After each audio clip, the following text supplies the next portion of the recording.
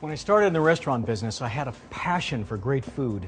I also had a lot to learn: menus, food costs, equipment. I had enough to do without figuring out how credit card interchange rates worked. Well, the good news is it's not that complex. Interchange is the fee that we pay every time we process a credit card or debit transaction.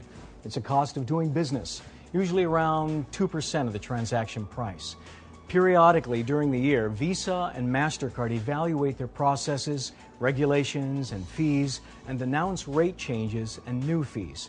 And although the card companies set interchange rates, there are steps we can take to avoid paying more than what's absolutely necessary. One effective step is to avoid what's known as a downgrade. That's when a transaction receives a higher rate than the one your business qualified for. Say you enter card data with a keypad instead of swiping, that will cause a downgrade. Now, most of us don't have the time to follow up on why downgrades are being assessed, but here are some tips on how we can avoid downgrades and ensure we're paying the lowest possible rates. For card-present transactions, you should swipe the processing device whenever possible. Don't use the keypad, and get a valid authorization from the terminal or register. Be sure to provide all original electronic authorization information at the time of settlement.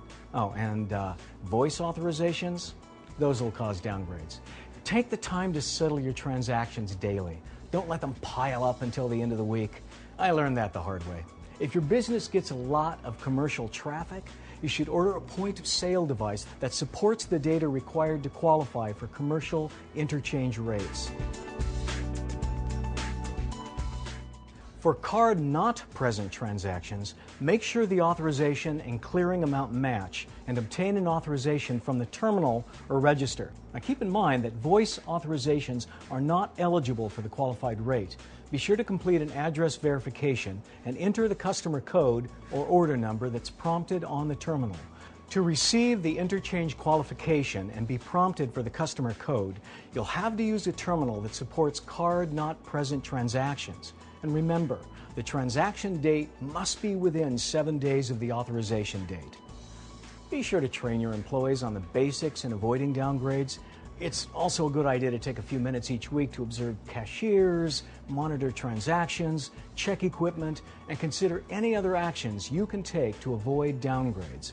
And by carefully reviewing your merchant processing statements, you'll be in a much better position to take advantage of opportunities to cut interchange costs.